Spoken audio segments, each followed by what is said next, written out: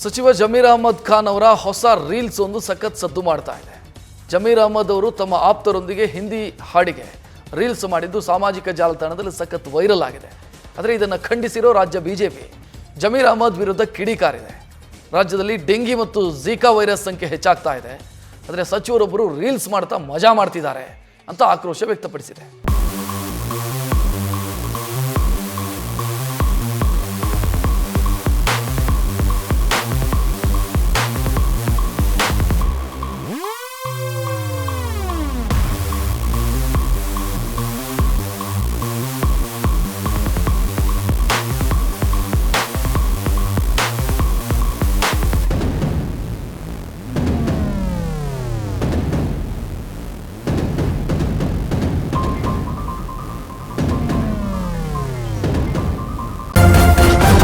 News first ನಿರ್ಭೀತಿಯಿಂದ ನಿಮ್ಮ ಪರವಾಗಿ.